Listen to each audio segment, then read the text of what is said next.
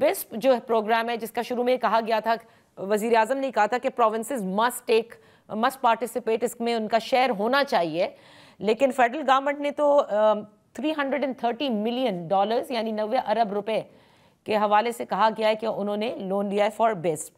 تو کیا صوبے اس میں کنٹریبیوٹ کرنے کو تیار نہیں؟ Are they not part of the NFP؟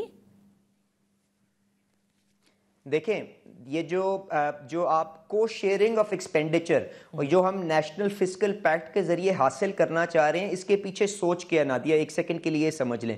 دیکھیں آپ کی وفاقی حکومت کے اندر جب صوبوں کو پیسے ٹرانسفر ہو جاتے ہیں تو اس کے پاس وفاقی حکومت کے پاس اتنے وسائل نہیں کہ وہ اپنے سود کی پیمنٹ کر سکے. تو اگر آپ نے اس امبیلنس کو کریکٹ کرنا ہے تو ہمیں 18ویں ترمیم کی اسپرٹ کے اندر جو ہم نے یہ طے کیا تھا کہ جی ہم ترقیاتی کام, گلیاں نالیاں بنانا, سوشل پروٹیکشن, آپ کی بسپ کی ایلوکیشن, آپ کی ہیلتھ کی ایلوکیشن, آپ کی ایجوکیشن کی ایجوکیشن, اس سب کو ڈیوالو کرنا ہے. تو we want to move in that direction.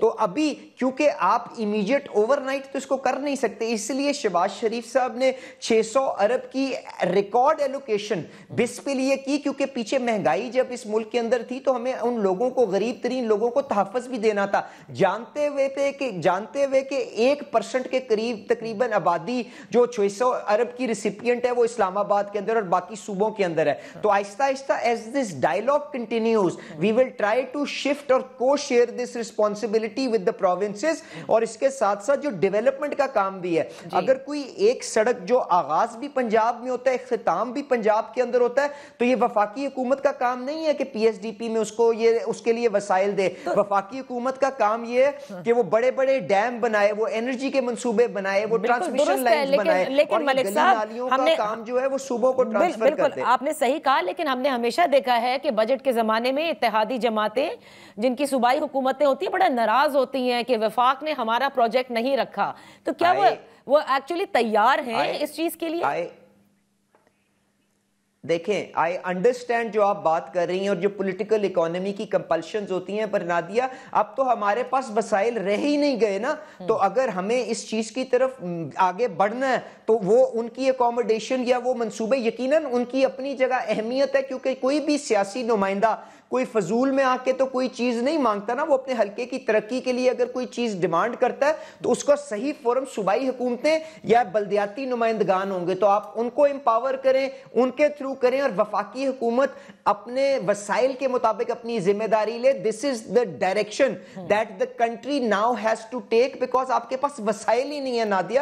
تو اللہ تعالیٰ خیر رکھے, مل ملا کے آپ کو یہ اپنا فریم ورک کو ایک دفعہ دوبارہ بیلنس کر کے یہ جو امبیلنس ہے between federation and federating units, اس کو ریزالو کرنا پڑے گا. ہاں, اور یہ کافی بڑا سینسٹیو مسئلہ بن جاتا ہے. لیکن ملک صاحب مجھے یہ بتائیے, ایک چیز جو کہ سب کے لیے بڑی سرپرائزنگ تھی کہ وزارت خزانہ کی جانب سے جب رپورٹ شائع کی گئی اس میں بتایا گیا کہ صوبوں نے کتنا سرپلس دیا, اور اس میں پنجاب کا خسارہ 160 ارب روپے کے قریب دکھایا گیا.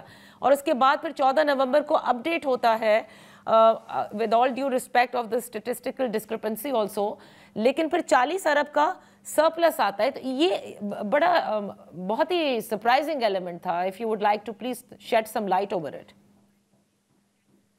دیکھیں I think the best forum یا best person to respond to this query would be the Punjab finance minister. پر جہاں تک میری اطلاع ہے میں آپ کے سامنے کر دیتا ہوں کہ یہ نمبرز ہیں, یہ کریکشن جو ہے آئی ایم ایف نے ویلیڈیٹ کر دی ہے, تو اس کے اندر کوئی کیا کہتے ہیں سلائٹ آف ہینڈ نہیں ہے. ایک تو یہ گزارش. دوسری جہاں تک میری اطلاعات ہیں وہ یہ کہ صوبائی حکومت کے پاس جو کیش ریزروز پڑے ہوئے تھے انہوں نے اس سرپلس کو ٹی بلز کے اندر اور حکومت پاکستان کے جو ویریس ڈیٹ انسٹرومنٹس ہوتے ہیں اس کے اندر انویسٹ کیا ہوا تھا, which are انکیشبل on demand.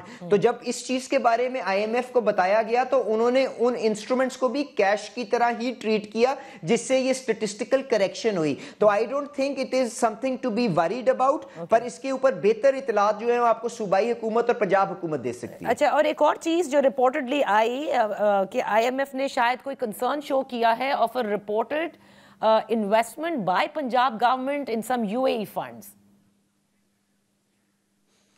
I don't think ji that is true because I have been part of those negotiations. मेरे आगे तो ये बात नहीं आई. मेरे ख्याल से ये जो मैंने अभी आपको पहले जो टी बिल और इन्वेस्टमेंट्स ये PIBs के अंदर जो पैसे उन्होंने सरप्लस इन्वेस्ट किए थे, लोग उसको कंफ्यूज कर रहे हैं. बट मेरा आपसे मशवरा ये होगा कि पंजाब हुकूमत के किसी नुमाइंदे को, स्पोक्समैन को या इंफॉर्मेशन मिनिस्टर, या बेहतर है पंजाब मिनिस्टर से अगर आप ये बात कर लें तो वो बेहतर बता सकेंगे. हमारा फेडरल गवर्नमेंट में का उसमें इतना कोई ताल्लुक नहीं है. बट IMF ने जो वैलिडेट करके उसका नेट रिजल्ट दिया है वो ये है कि Punjab is also a surplus province as per it's commitment with IMF. चलें, वो तो आपने कह दिया ना कि उन्होंने वैलिडेट कर दिया. अब आते प्राइवेटाइजेशन की तरफ. मलिक साहब, ये मुझे बताइए, PIA का जो हुआ, औरंगजेब साहब को भी इस पर अफसोस है. ये एक बहुत बड़ी चीज है इस हुकूमत पर. ये आप लोगों की नाकामियों में शुमार हो रहा है इसका, क्योंकि प्राइवेटाइजेशन की लिस्ट ऑफ द SOEs आप ही लोगों ने हमें बताई है कि काफी ह्यूज है. तो अभी तो पहले ही स्टेप हम नहीं कर पाए.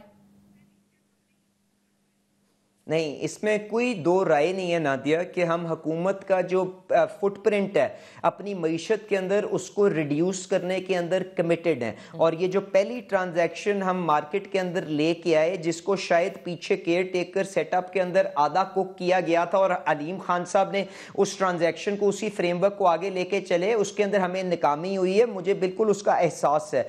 बट देखें, it is a temporary setback. We remain committed to privatising most of the जो loss making SOEs हैं, whether it be in the power sector or in the aviation business. अब PIA के अंदर हमें क्या करने की जरूरत है? पहली चीज तो ये है कि लोगों की जो सेफ्टी को मद्देनजर रखते हुए हमें ये इंश्योर करना है कि जी अगले 3 महीने 6 महीने के लिए इस एयरलाइन को प्रॉपरली फंड किया जाए ताकि लोगों के लिए कोई ये रिस्क ना बने. और उसके अंदर हमें ये तय करना पड़ेगा, जिसके लिए अगले वीक CCOP जो डिप्यूटी प्राइम मिनिस्टर इसाक डार साहब चेयर करते हैं, उन्होंने मीटिंग भी कॉल कर ली है कि अब हमने प्राइवेटाइजेशन के अंदर दोबारा विद रिवाइज्ड फ्रेमवर्क इस PIA के एसेट को लेके जाना है या G2G सेल के लिए कोशिश करनी है.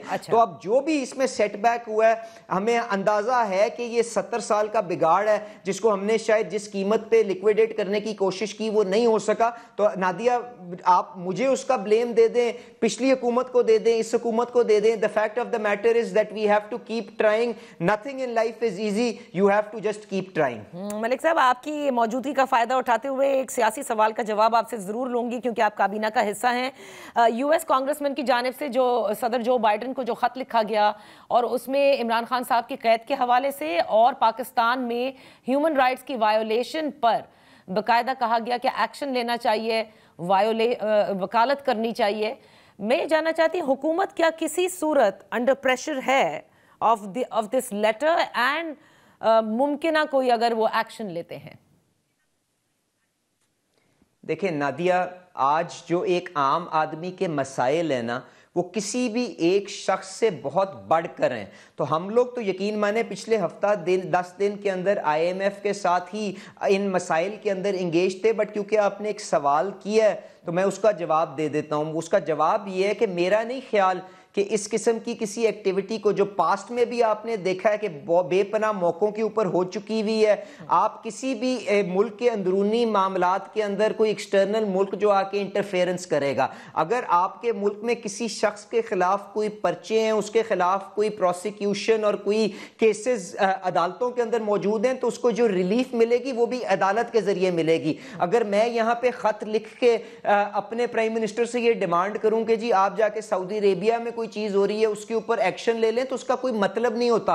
ये सियासी शोफदाबाजी तो हो सकती है. What we need to do is ये एम्फसाइज के due process of law follow हुए, उसके अंदर कोई कमजोरियां ना हो. और उसके लिए अगर वो समझते हैं कि किसी जगह पे कोई इमरान खान साहब के साथ ज्यादती हो रही है, तो आए असेंबलियों के अंदर बैठ के कानून साजी का हिस्सा बने, उनके मसाइल को उजागर करें ताकि हम इस मुल्क में मजबूत इदारे दे सकें. और मजबूत इदारे ही इस चीज की गारंटी एंड एश्योरेंस ہوں گے کہ کسی کے ساتھ زیادتی نہ ہو. اور اس وقت پاکستان کو ایگزسٹینشل چیلنجز کا سامنا ہے, اور معاشی فرنٹ کے اوپر جس قسم کا وہ ہمارے ملک کے اندر جو بارودی سرنگیں یہاں پہ لگا کے گئے تھے, آج تو شہباز شریف صاحب کی قیادت کے اندر پوری حکومت کی اولین ترجیح یہ ہے کہ ان کو ڈیفیوز کیا جائے اور ایک عام آدمی کے لیے سہولت کا باعث بن سکیں. اور اللہ تعالیٰ کا شکر ہے اس کے ثمرات اب ہمارے سامنے آنا بھی شروع ہو گئے ہیں. مہنگائی جو ہے 30%, اس کا مطلب آپ لوگوں کے اوپر اس چیز کا کوئی کسی قسم کا کوئی پریشر نہیں ہے, سطح کے اوپر ہے. تو ان چیزوں کے اوپر فوکس کرنے کی ضرورت ہے. That is all I need to سے.